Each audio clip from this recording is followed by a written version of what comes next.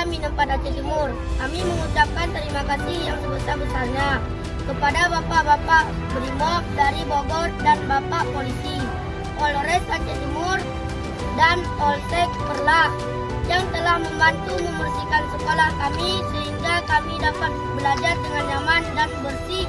Semoga menjadi amal untuk Bapak-Bapak sekalian.